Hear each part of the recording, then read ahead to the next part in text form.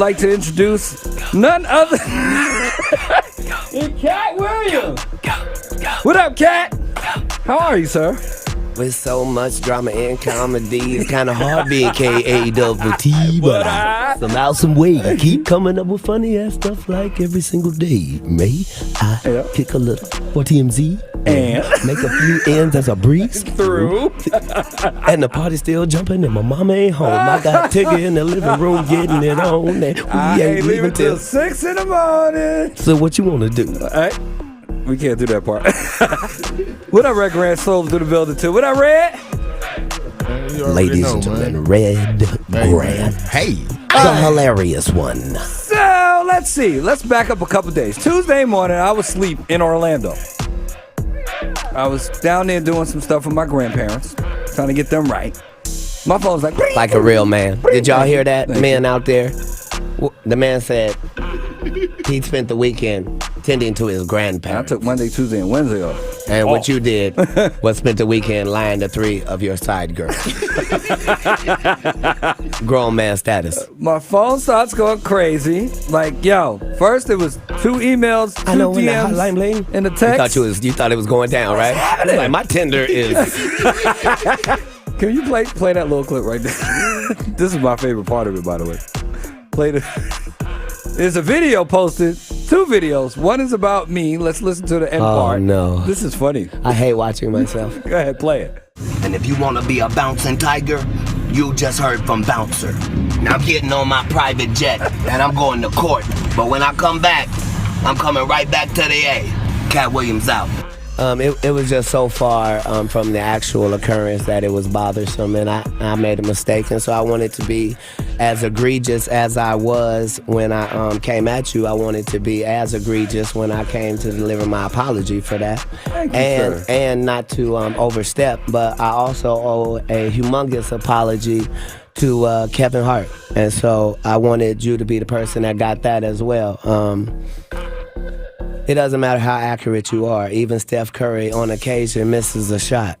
Mm-hmm. Now, he would be delusional if he acted like we didn't just see that he had an air ball, or we didn't just see that he, made a mistake, that he shot a brick. Right. He would be stupid if he went, no, that went in. No, Steph, it didn't go in. Yeah, all of them go in. No, Steph, all of them don't go in. Okay. So I should have, this is what happened.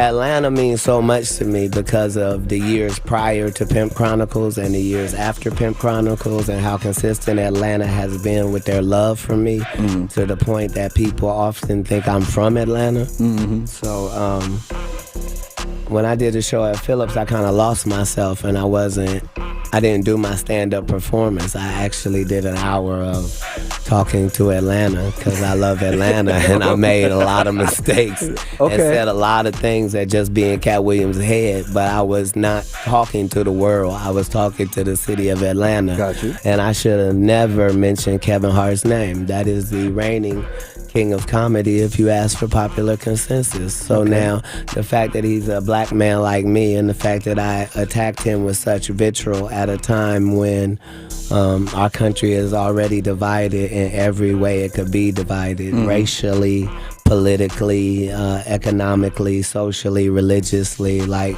the fact that I, while being on stage pretending to be higher than that, would then stoop down to the same level and try to embarrass Kevin Hart in front of his children and loved ones after all the hard work he's done since the year 2002 is just regrettable on my part. So I humbly apologize to not only Kevin Hart, but Heartbeat Productions, the Plastic Cup Boys, and anybody associated with Kevin Hart. That was a mistake on my part, because I don't love Kevin. I love Tori. Tori's a friend of mine. Okay. So I might have.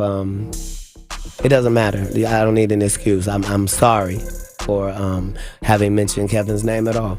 Having said that, I didn't make a total mistake. I meant to cut the snake, but I meant to cut the head of the snake. So my special will no longer be in Philly. It'll be in New York at the Barclays, where I cut off the head of Chris Rock. Step and Fetch It, Coon number 1. My special will be called Smaller and Brighter. Like bigger and blacker. And I'll deal with Chris Rock there in New York. What's the problem with Chris Rock now? I'll acknowledge that when I get to it. Okay. I've already made enough missteps, and I just got done doing back-to-back apologies for the first That time was in my life. amazing. So that's what it is. So, okay, we got that. And on to the next, sir. We can say anything we want to say about Cat Williams, but I mean, he's a man that is honest. He makes a mistake, he admits his mistake, and he apologizes for it. A lot of people will make mistakes sometimes, and they won't admit their mistakes and they won't apologize. And a lot of people feel that if you make a mistake and you admit a mistake and you apologize for that mistake, that makes you weak. Society has timed it in such a way that if somebody apologizes, it means they're a weak person. No, you're not a weak person for apologizing for something you did wrong. He made a mistake. He came out back. He came out back and apologized and let people know that he is sorry. He's sorry for what he did, and it's not a bad thing. It's not a bad thing at all. He apologized not only to the host, but also apologized to Kevin Hart. And I remember one person said, "How can Kevin Hart be the greatest comedian of all time?"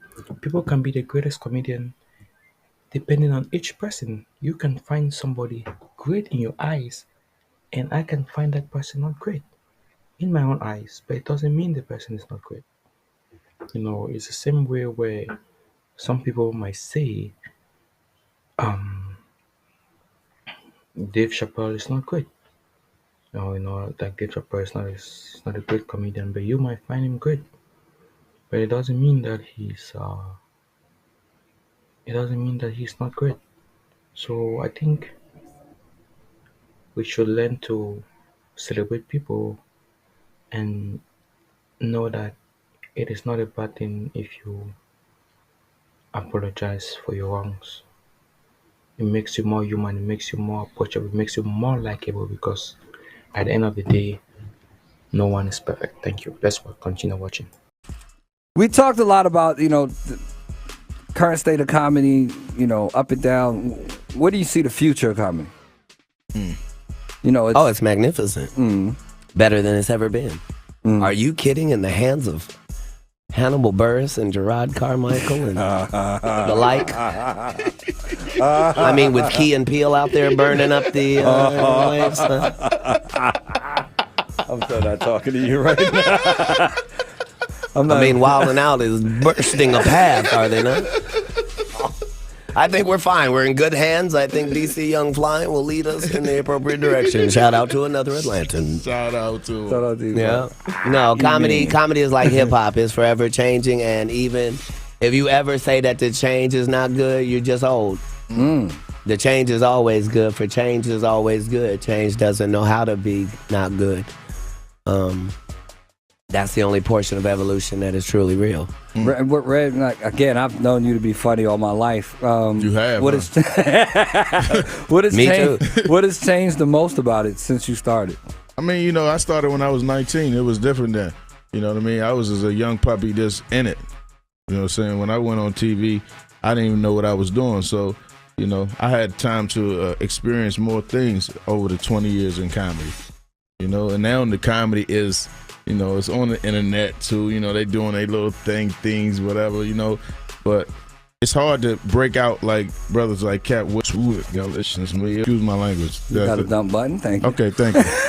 And people like that. You know what I mean? It's hard to get to that level. I look at Katt and he teaches me so much. Just about studying your craft. Staying on top of your thing. And giving people more than what they usually get. He take care of everybody, man. So people don't know that part of Katt Williams. A lot of people know, they go on the internet and see that, but for real, I seen them give thousands. Hey. A lot. The IRS is listening. I'm sorry. What you saw was somebody paying his tax. $1 to a kid. A penny to a kid. Yeah. Here you are, little boy. Here's a brown penny for you. Katt Williams, the giver of pennies. That's right, Internal Revenue Service. He giveth the pennies freely. Watch B103.com, and you can tune in and turn up. My bad. Katt, something else came out, I guess yesterday or today, about you apparently being in another altercation. And how did that story go? Apparent something with some rappers or something, and you heard an accident, and you came down by the hotel to see This if is already confusing, sir. you came to see what was happening. Sir, let's not hear your confusing story. What did tell let's story? let's hear the truth and watch how crisp and clean it is in 30 seconds. Bow. Me and a group had just pulled into the front of a hotel. Okay. We had just got our bags out and we're getting ready to check in, but we hadn't gotten the bags in yet. We had already pre-checked in. We just needed to go in and announce our arrival. As we were standing there, we heard a loud collision, bang, and it was clearly close.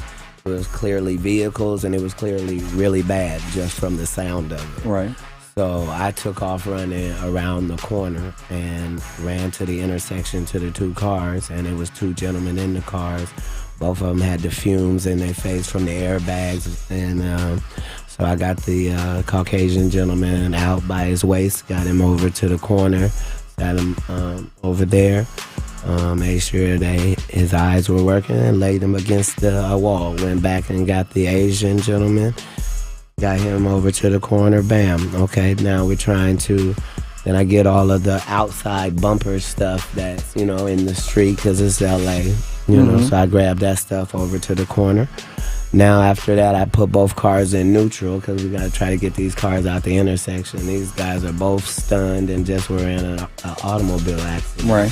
While I'm doing all of this, there's a voice that I keep hearing heckling me off on the sidewalk. And I'm trying to figure out, why am I doing this? And whoever this person is, they're not over here helping me. They heckling. So after about 8 minutes of this person heckling me, I go over to him and I go, excuse me, as a black person, I would have expected you to come over here and help me, helping a white guy and an Asian guy who was in an accident in the middle of an intersection in Los Angeles. Right. And he said, expletive. Okay. There's no more of that story, sir. It stops there. No, it stops here. Yeah, your hand is swollen. That's what it is, though. And anything else you'd like to add to the story? That was the end of it. Okay. Swollen hand. I didn't say anything about that. I said that was the end of the story. It is extremely funny the way Katt Williams tells stories, and he just ends the stories in the middle. It's like somebody can say, "Hey, tell me your best and memorable trip you've ever undertaken or taken in your lifetime." Because you're like, "Hey, I took a trip to Paris and it was really, really good." You're like, "Sure, tell me about the trip." So I took a flight from Atlanta International Airport, and the plane we went through and landed in Brussels and had the burger there, and that's the end of the story. It was like, what? Me never even landed in Paris. No, I think comedy is ever evolving, as Katt Williams say, right? It's changing and improving as more comedians come into light and more people do make comedies. You you get to see how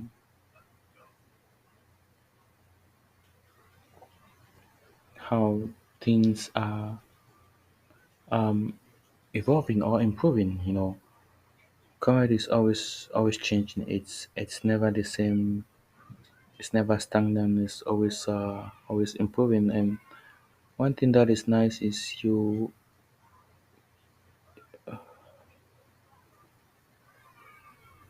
get to see comedians now collaborating with one another and supporting one another. It's something that we all need. Like you could see Dave Chappelle, especially during the Chris Rock and Will Smith Oscar slap. You see Dave Chappelle came on stage and joined Kevin Hart in New York there to support them. It's something that it's very, very crucial and important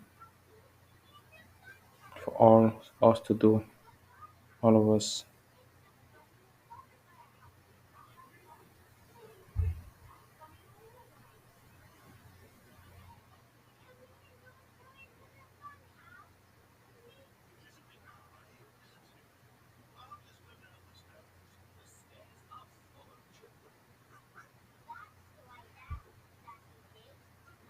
So we all really all need to support one another, stand one another, and see each other go, and learn to show appreciation to people that are greater than us.